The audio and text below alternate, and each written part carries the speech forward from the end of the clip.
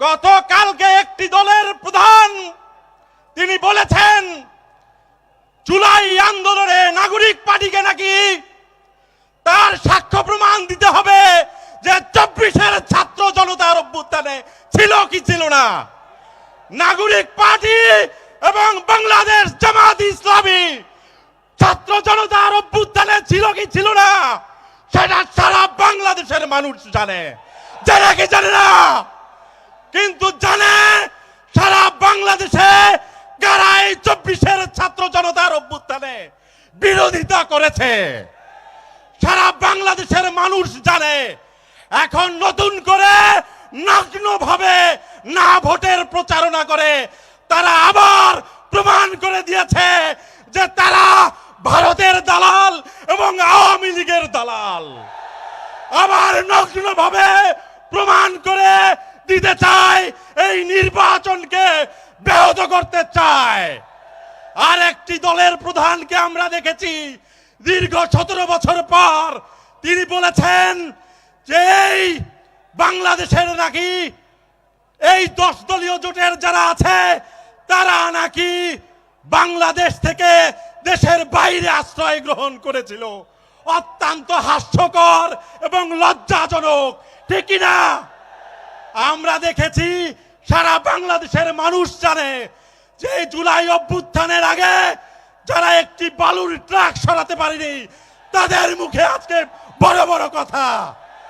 আমরা দেখেছি ধান খেতে যারা মশারি টাঙিয়েছিল, যারা আন্দোলন সংগ্রামের শেষ মুহূর্তে পর্যন্ত বলেছিল যে মাসুম বাচ্চারা আমাদেরকে জেলখানা থেকে মুক্ত করেছে, আমরা তাদের প্রতি কৃতজ্ঞ, তাদের মুখে আজকে অকৃতজ্ঞের সুর, তাদের মুখে আজকে না ভোটের প্রচারণার নানা রকম টাল বাহনা আমরা দেখছি। আমরা আর টাল বাহনা শুনবো না। আমরা মনে করি আমিও রংপুর 1 আসনে জাতীয় নাগরিক পার্টির কেন্দ্রীয় কমিটির পক্ষ থেকে আমাকে নাহিদ ইসলাম ও আক্তার হোসেন ভাই মনোনীত করেছিল। কিন্তু ব্যক্তির চেয়ে দল বড়, দলের চেয়ে দেশ বড়। আমি আমার সমস্ত নেতা কর্মীদের সঙ্গে কথা বলে রংপুর 1 আসনের মনোনয়ন প্রত্যাহার করে আমাদের জামায়াতে ইসলামীর রংপুর 1 আসনের রায়হান সিরাজি ভাইকে সমর্থন দিয়েছিলি, প্রত্যাহার করেছি। আমরা দেখতে চাই ঐক্য, আমরা দেখতে চাই এই 10 দলীয় জোটের পক্ষে আমরা ক্ষমতায় যাব ইনশাআল্লাহ। আর একটি কথা, এই আক্তার ভাই আমাদের দেখেছেন শুধু কোটা সংস্কার আন্দোলন 18 সালের নয়, এই লোকটিকে যেভাবে নির্যাতন নিপীড়ন করা হয়েছে সেই লোকটিকে আপনাদের কাছে আমাদের অনুরোধ, আমাদের সকলের অনুরোধ, আপনারা আমাদের এই আক্তার ভাইকে তার আসন থেকে নির্বাচিত করে দেখিয়ে দিবেন। জাতীয় নাগরিক পার্টির আমাদের যে আপনাদের প্রতি কৃতজ্ঞতা, ভালোবাসা, শ্রদ্ধাবোধ সেটিকে আপনারা রক্ষা করবেন তো ইনশাআল্লাহ। ধন্যবাদ সকলে। আগামী জাতীয় সংসদ নির্বাচনের আমরা 10 দলীয় জোটকে জয়যুক্ত করব ইনশাআল্লাহ, এবং আমরা হা ভোটকে জয়যুক্ত করে জুলাই সনদ কার্যকর করব ইনশাআল্লাহ।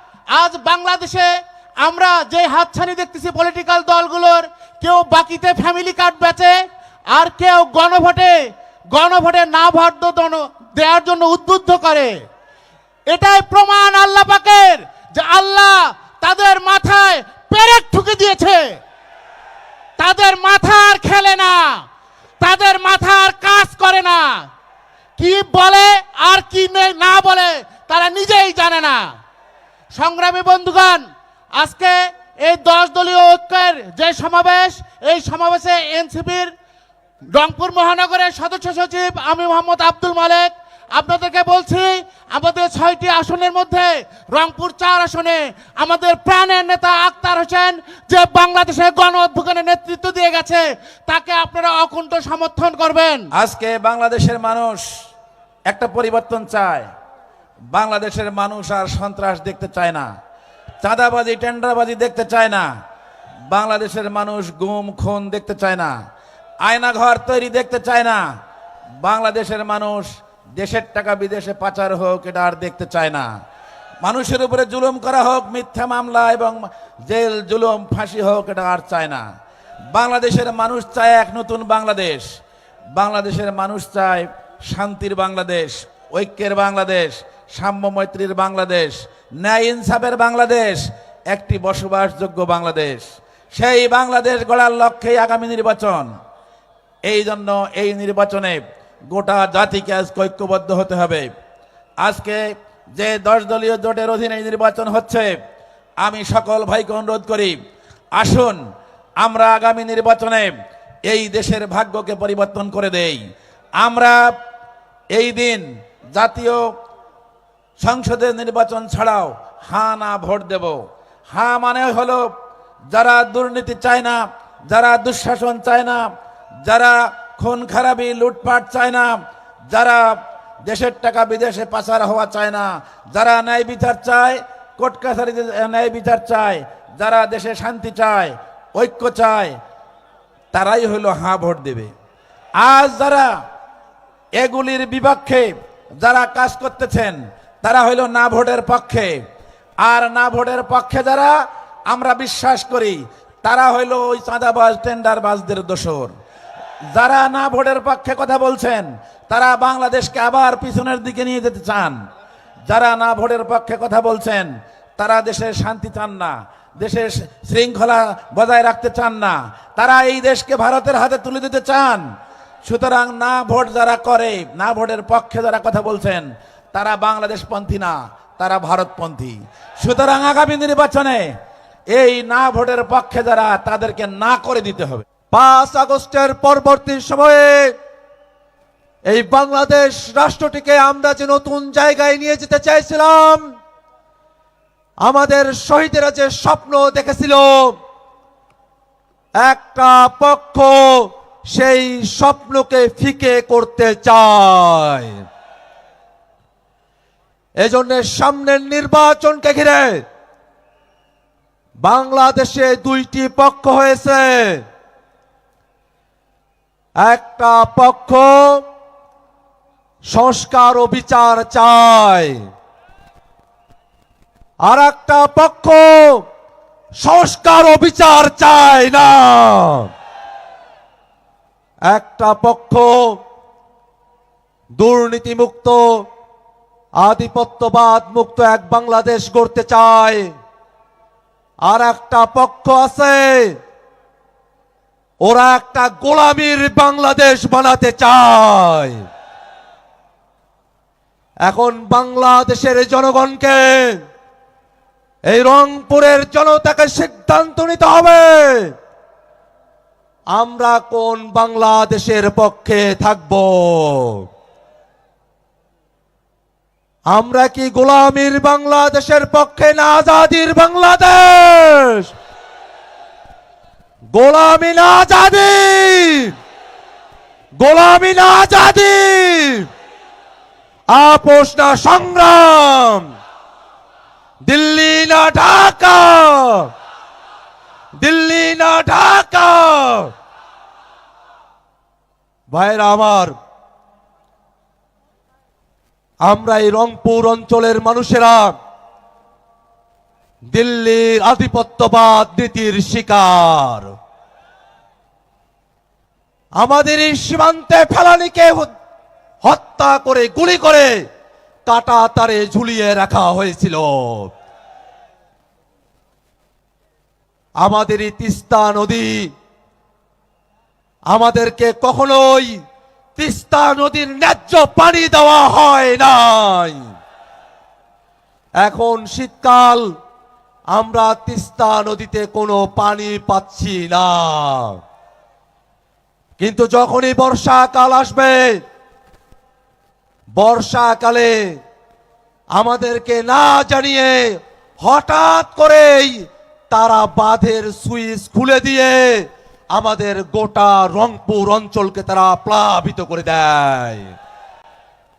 আমাদের রংপুরের মানুষের জমি জিরাত, বাড়ি ঘর নদী গর্ভে বিলীন হয়ে যায়, মানুষেরা সর্বশান্ত হয়ে যায়। কিন্তু পানি ছেড়ে দেওয়ার আগে তারা আমাদেরকে জানায় না।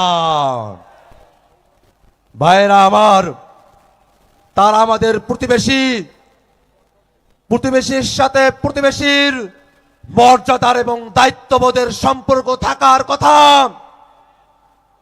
যদি ভারতের কর্তৃপক্ষ বর্ষাকালে পানি ছেড়ে দেওয়ার আগে 3 দিন আগে আমাদের মানুষদেরকে জানাতো যে আমরা পানি ছেড়ে দেব, আমাদের তিস্তা পাড়ের মানুষেরা তাদের আবাদ মৌসুম বাদামগুলো জমি থেকে উঠিয়ে ঘরে নিতে পারত, তাদের নদীর পাড়ে থাকা বাড়িঘরগুলো অন্যত্র সরিয়ে নিতে পারত। আমরা ভারতের সাথে এমন ন্যায্যতার সম্পর্ক চাই, কারণ আমরা তো জানি উজানের পানি ভাটিতে গড়িয়ে বঙ্গোপসাগরে যাবে। আমরা জানি আমরা পানি বন্ধ করব না, কিন্তু আমরা এতটুকু চাই পানি ছেড়ে দেওয়ার আগে আগে আগে আমার জনগণকে সতর্ক বার্তা দিতে হবে। আমরা ন্যায্যতার সম্পর্ক চাই, আমরা প্রতিবেশী পাল্টাতে চাই না, কিন্তু এই বাংলাদেশের রাজনীতিতে প্রতিবেশীর বেশে যারা খবরদারি করতে চায় তাদেরকে আমরা মাওলানা ভাসানীর সুরে সালামের মতো করে বিদায় জানিয়ে দেব। ভাইরা আমার, এই রংপুর অঞ্চলের মানুষেরা আমরা উন্নয়ন বৈষম্যের শিকার, আমরা এতটাই অবহেলিত, আমাদের এখানে কোনো শিল্প কল কারখানা নাই, আমাদের এখানে মানুষেরা ভালো করে চিকিৎসা গ্রহণ করবে তেমন কোনো ব্যবস্থা নাই, আমাদের বিশ্ববিদ্যালয় কলেজগুলো বিশ্বমানের দূরের কথা দেশীয় মানও অর্জন করতে পারে নাই। আমরা 10 দলীয় নির্বাচনী ঐক্যের পক্ষ থেকে কথা দিতে চাই, আমরা যেমন রাষ্ট্রীয় সংস্কারের পক্ষে আছি তেমন করে আমরা বৈষম্যের বিপক্ষে, বৈষম্য মুক্ত করার যে সংস্কার, রংপুরের উন্নয়নের জন্য যে সংস্কার, আমরা ক্ষমতায় গেলে সেই সংস্কারও বাস্তবায়ন করব। ভাইরা আমার, আমরা এই বাংলাদেশটাকে নতুন করে গড়তে চাই, আমরা মানুষের কাছে এমন ওয়াদা দিতে চাই যে ওয়াদা আমরা পরিপালন করতে পারব। দেশের অর্থনীতিকে খাদের কিনারে ফেলে দেওয়া হবে না, প্রতিশ্রুতি রক্ষা করা হবে না এমন কার্ডের কথা বলে জনগণকে ধোঁকা দেওয়া আমাদের কাজ না। বিধবা ভাতার কার্ডের টাকা আমার মা বোনেরা বুঝে পায় না, তোমরা যে ফ্যামিলি কার্ডের টাকা তাদের কাছে পৌঁছায় দিবা তার কি কোনো গ্যারান্টি আছে? আমরা এই বন্টনটাকে সঠিক করতে চাই, আমরা ন্যায্য হকদারদের কাছে পৌঁছাতে চাই, আমরা ন্যায় বিচার চাই, আমরা যার যেটা হক তাদের কাছে পৌঁছাতে চাই। ভাইরা আমার, আমরা একটা স্বচ্ছতার রাজনীতি চাই, জবাবদিহিতার রাজনীতি চাই, আমরা বাংলাদেশের সকল পক্ষকে ধারণ করে একটা সম্প্রীতির বাংলাদেশ বানাতে চাই। আমরা যে ধর্মীয় শিক্ষা, নৈতিক মূল্যবোধ এবং সম্প্রীতির শিক্ষা নিয়ে বাংলাদেশের রাজনীতি পরিচালনা করছি, আমরা গ্যারান্টি দিয়ে বলতে পারি বাংলাদেশের হিন্দু, বৌদ্ধ, খ্রিস্টান, সাঁওতাল সহ সকল জনগোষ্ঠীর মানুষেরা 10 দলীয় নির্বাচনী ঐক্যের কাছেই সব থেকে বেশি নিরাপদ। সেই নিরাপত্তার চাদরে সকলকে সাথে নিয়ে আমরা নতুন করে বাংলাদেশকে গড়তে চাই। ভাইরা আমার, নির্বাচন ঐক্য হয়েছে,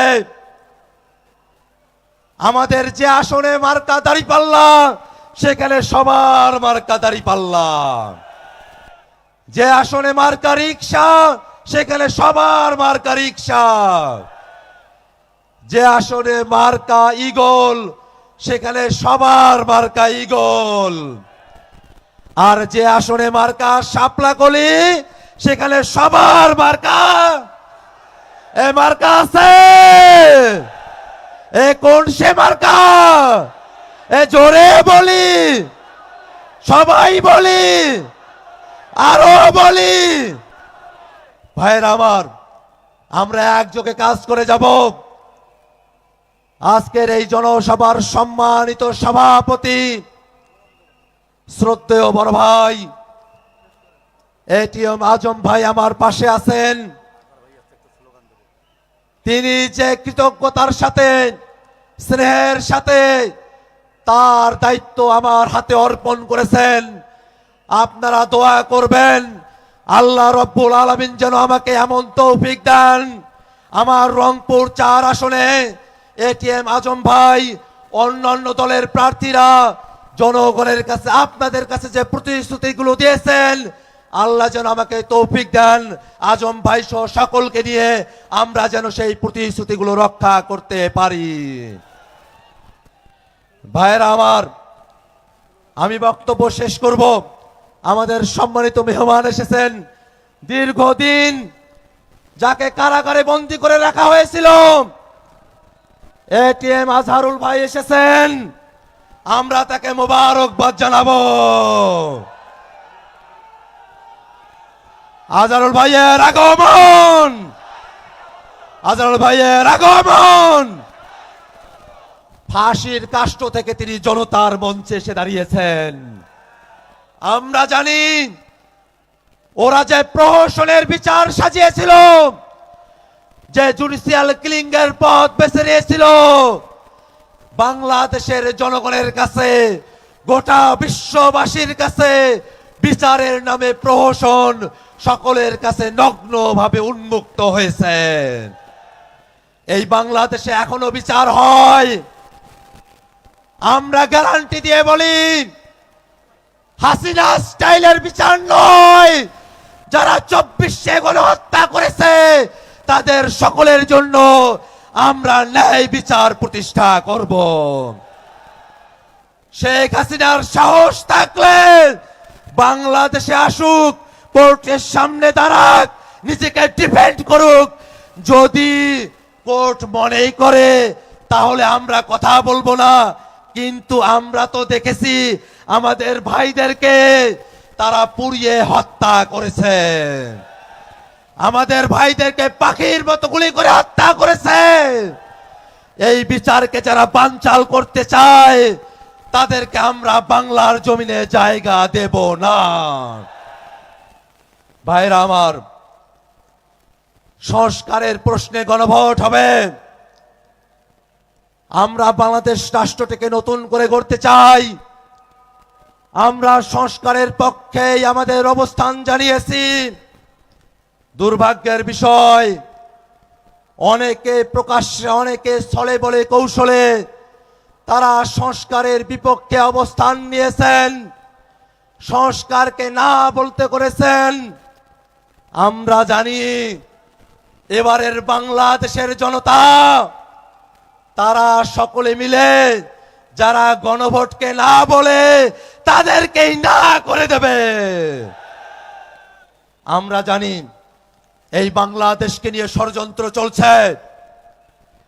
বাংলাদেশকে নিয়ে যত ষড়যন্ত্রই চলুক, দেশি বিদেশি প্রতিবেশীর ষড়যন্ত্রকে উপেক্ষা করে বাংলাদেশের জনগণ 10 দলীয় নির্বাচন ঐক্যকেই সরকারে নিয়ে আসবে।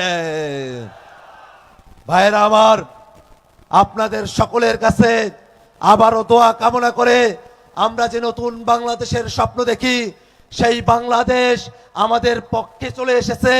অল্প সময়ের ব্যবধান, সেই ব্যবধানকে ঘুচিয়ে নির্বাচনের দিনে আপনাদের সকলকে প্রস্তুত থাকার আহ্বান জানিয়ে আমি আমার সংক্ষিপ্ত বক্তব্য এখানেই শেষ করছি। আসসালামু আলাইকুম। ইনকিলাব জিন্দাবাদ, 10 দল জিন্দাবাদ, জাতীয় নাগরিক পার্টি জিন্দাবাদ।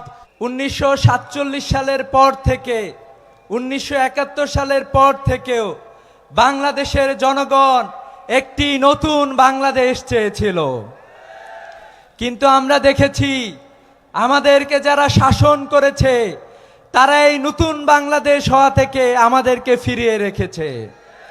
নানা রকমের জুলুম বঞ্চনায় উত্তরবঙ্গের মানুষ এবং বাংলাদেশের মানুষকে নিষ্পেষিত করেছে। যখনই কোনো সময় বাংলাদেশ ইনসাফ প্রতিষ্ঠিত হওয়া শুরু করেছে, তখনই তারা তাদের চক্রান্ত শুরু করেছে। আমরা দেখেছি 2008 সালের পরে বাংলাদেশে যে ফ্যাসিবাদী শাসন প্রতিষ্ঠা হয়েছিল, এই শাসনের মধ্য দিয়ে বাংলাদেশের জনগণের সমস্ত ধরনের অধিকারকে খর্ব করা হয়েছে। আমাদেরকে নির্বিচারে জেল, জুলুম, হত্যা, গুম, খুন, নির্যাতিত নিষ্পেষণের মাধ্যমে আমাদের কণ্ঠকে স্তব্ধ করে দেওয়ার চেষ্টা হয়েছে। রংপুরের কৃতি সন্তান এটিএম আজহারুল ইসলাম ভাইকে দীর্ঘদিন জালিমের কারাগারে বন্দী থাকতে হয়েছে।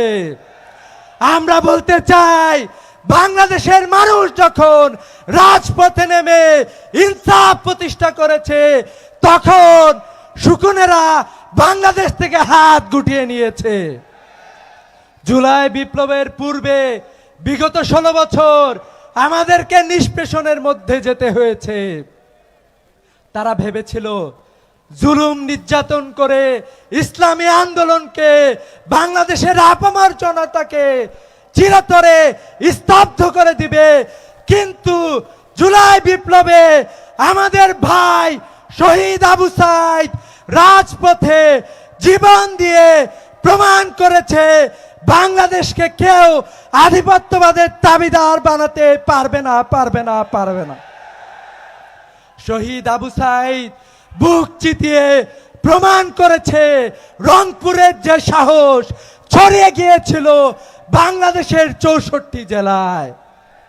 আমরা এখন দেখছি জুলাই বিপ্লবের পরে যখন বাংলাদেশের মানুষ একটি সমৃদ্ধশীল বাংলাদেশের স্বপ্ন দেখা শুরু করেছিল, জুলাই বিপ্লবের পরে মানুষরা যখন রাস্তাঘাটে আইন শৃঙ্খলা নিয়ন্ত্রণ করেছিল, মসজিদ মন্দির পাহারা দিয়েছিল, নিজেরাই শৃঙ্খলার সাথে দায়িত্ব পালন করেছিল, এরকম একটি বাংলাদেশকে কতিপয় স্বার্থান্বেষী রাজনৈতিক মহল আবারও পিছিয়ে দেওয়ার ষড়যন্ত্রে লিপ্ত রয়েছে। আমরা দেখছি তারা আবারও ফ্যাসিবাদী শাসন ব্যবস্থা আমাদের উপরে চাপিয়ে দিতে চায়। আমরা বেঁচে থাকতে আর কি কখনো কোনো ফ্যাসিবাদ বাংলাদেশে প্রতিষ্ঠা হতে দেব? কিন্তু আমরা দেখলাম আমাদের চোখের সামনে প্রকাশ্য দিবালোকে চাঁদাবাজি করার জন্য পাথর মেরে মানুষকে হত্যা করা হলো। আমরা দেখলাম, ভেবেছিলাম আবরার ফাহাদ মারা যাওয়ার পরে ক্যাম্পাসে নির্যাতন বন্ধ হয়েছে, কিন্তু তেজগাঁও কলেজে দেখলাম সাকিব নামে ইন্টারমিডিয়েটের পরে একজন ছেলেকে শহীদ করা হয়েছে। আমরা আরো দেখছি জুলাই আন্দোলনের অন্যতম অগ্রসৈনিক, রাজপথের লড়াকু, যিনি বাংলাদেশের মানুষের পক্ষে হয়ে আধিপত্যবাদের বিরুদ্ধে অবস্থান গ্রহণ করেছিল, সেই শরীফ ওসমান হাদিকেও জীবন দিতে হয়েছে। এখনো চাঁদাবাজরা মোড়ে মোড়ে উত্তরবঙ্গ থেকে যে পণ্য ঢাকায় যাবে, স্তরে স্তরে চাঁদাবাজি করে আমাদের পণ্যের দাম, আমাদের হক তারা নষ্ট করেছে। যে পণ্যের দাম আমাদের এখানে 10 টাকা, ঢাকায় যাইতে যেতে সেটা 100 টাকা হয়ে যায়। আমরা বলতে চাই, আগামীর বাংলাদেশের মানুষ সিদ্ধান্ত নিয়েছে, আর বাংলাদেশে কোনো ফ্যাসিবাদ কায়েম হবে না। বাংলাদেশে ইনসাফ প্রতিষ্ঠা হবে। ইনসাফ প্রতিষ্ঠা হওয়ার জন্য সবচেয়ে গুরুত্বপূর্ণ ব্যাপার হলো নেতৃবৃন্দকে ইনসাফ প্রতিষ্ঠা করতে হবে। কিন্তু আমরা দেখছি কতিপয় নেতৃবৃন্দ বক্তব্য দিচ্ছেন, কিন্তু তারা ইনসাফ প্রতিষ্ঠার কোনো কথা তাদের মুখ থেকে আমরা পাচ্ছি না।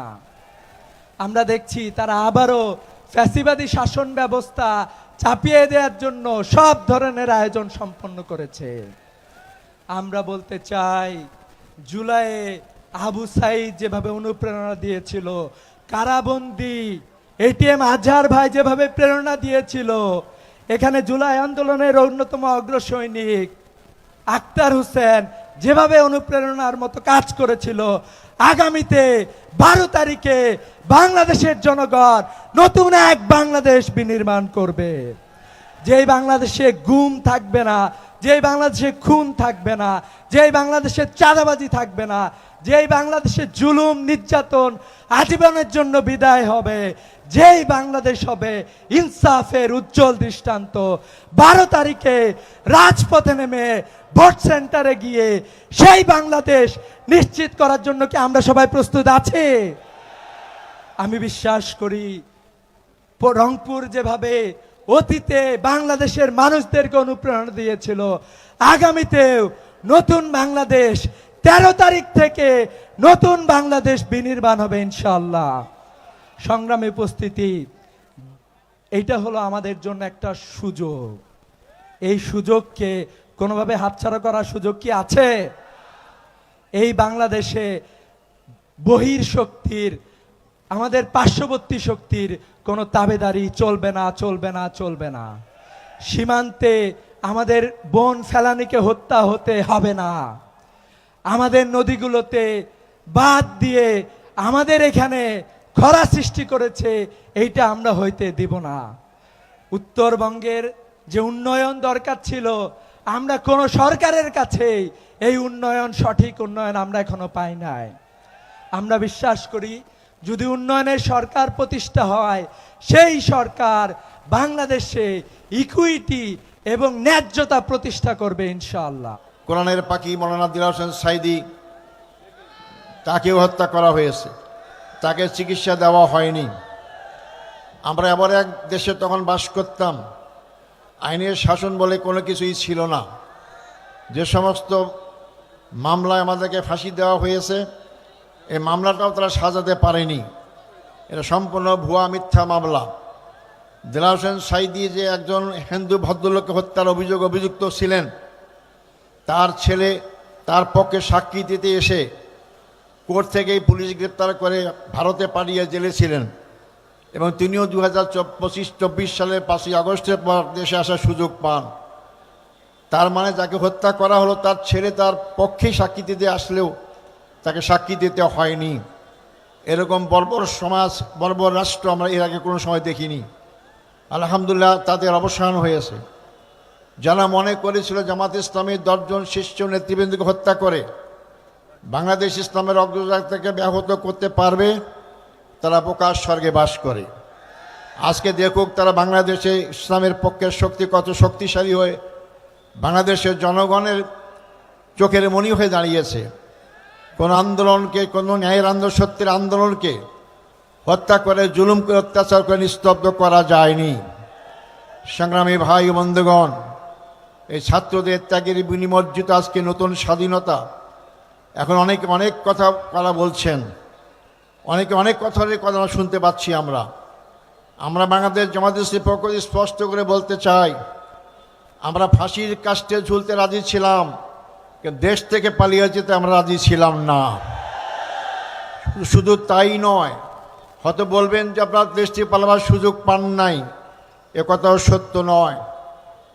আমাদের বাংলাদেশ ইসলামী ব্যাংকের প্রতিষ্ঠাতা, ইবনে সিনার প্রতিষ্ঠাতা জনাব মীর কাসেম আলী সাহেব আমাদের মামলা চলা অবস্থায় আমেরিকাতে ছিলেন। তাকে অনেক বন্ধুবান্ধব বলেছিলেন আপনি দেশে আসবেন না, গেলে গ্রেপ্তার হবেন, ফাঁসি হবে। তিনি বলেছেন আমি কি অপরাধ করেছি, মৃত্যু হলে আমেরিকা কেন, আমি তো বাংলাদেশেই করব। তিনি বীরের বেশে বাংলাদেশে এসেছেন এবং তাকে গ্রেপ্তার করা হয়েছে, মামলা করা হয়েছে, ফাঁসির কাছে ঝুলানো হয়েছে। আজকে বড় বড় অনেকেই কথা বলেন, যারা দেশ থেকে পালিয়ে গিয়ে বিদেশের মাটিতে সেখান থেকে দেশের দলকে পরিচালনা করেন, তারা আজকে খুব বড় বড় কথা বলছেন। তারা নাকি দেশ থেকে পালায় না। আপনারা তো দেশের বাইরেই ছিলেন, আমরা দেশ থেকে পালাই নাই। এই দেশকে ভালোবাসি আমরা, এদেশের জনগণকে ভালোবাসি আমরা, এদেশের মাটি ও মানুষকে আমরা ভালোবাসি। এই জন্য আমাদেরকে পালাইতে হয় না। আমরা কোনো অপরাধ করিনি, শক্তি আমাদের আছে, ইমানি বল আছে বলে আমরা পালাই নাই। যারা কথায় কথায় স্বাধীনতার পক্ষের শক্তি বলে, যারা বলে দেশ স্বাধীন করেছি, আজকে তারা কোথায়? আজকে তারা দেশে নাই কেন? আজকে 18 কোটি মানুষকে ফেলে রেখে আপনি আমার দেশকে আক্রান্ত করতে পারে যে দেশ, সেই দেশে আশ্রয় নিয়েছেন। আপনারা দেশের বন্ধু হতে পারেন না। যে দেশ দ্বারা আমার দেশ আক্রান্ত হতে পারে, সেই দেশে বসে যারা আমার দেশের জনগণের বিরুদ্ধে ষড়যন্ত্র করে, আর যাই হোক, তারা জনগণের বন্ধু হতে পারে না, দেশের বন্ধু হতে পারে না। এই জন্যই জনগণ তাকে প্রত্যাখ্যান করেছে। অপরাধী সবসময় জনগণ থেকে পালিয়ে যেতে চায়। তারা অপরাধ করেছেই বলেই তারা আজকে দেশ থেকে পালিয়ে গিয়েছে। ষড়যন্ত্র করা হচ্ছে আগামী নির্বাচনকে সামনে রেখে। বাংলাদেশের জামাল ছেলেরা যে রক্ত দিয়ে পুলিশ বিডি আর্মির বিরুদ্ধে আন্দোলন করে দেশকে স্বাধীন করেছে, ওই দিল্লির ভিতর থেকে আপনার ষড়যন্ত্রকে বাংলাদেশের জনগণকে বিভ্রান্ত করতে পারবেন না। আগামী নির্বাচনকে বানচাল করতে পারবেন না। সংগ্রামী ভাই ও বন্ধুগণ, বাংলাদেশ একটি সমৃদ্ধশালী দেশ। বাংলাদেশ গরিব নয়। আমার দেশের সম্পদের কোনো অভাব নাই। বিগত 16 বছরে 27 লক্ষ কোটি টাকা বিদেশে পাচার হয়েছে। এত টাকা গরিব দেশে থাকে না, এটা শুধু পাচার হয়েছে। আজকে যারা বিদেশে মাটিতে পড়ে কানাডায় বেগমপাড়া বানিয়েছিলেন, তারা কারা? তারা তৎকালীন সময় জনগণের বন্ধুর দাবিদার। তাদের স্ত্রীরা আছে সেখানে আশ্রয় নিয়েছে। তার মানে তারা জানতো আমরা দেশের ক্ষমতায় থাকতে পারবো না। তাই আজকে বাংলাদেশের সবচেয়ে বড় সমস্যা দুর্নীতি।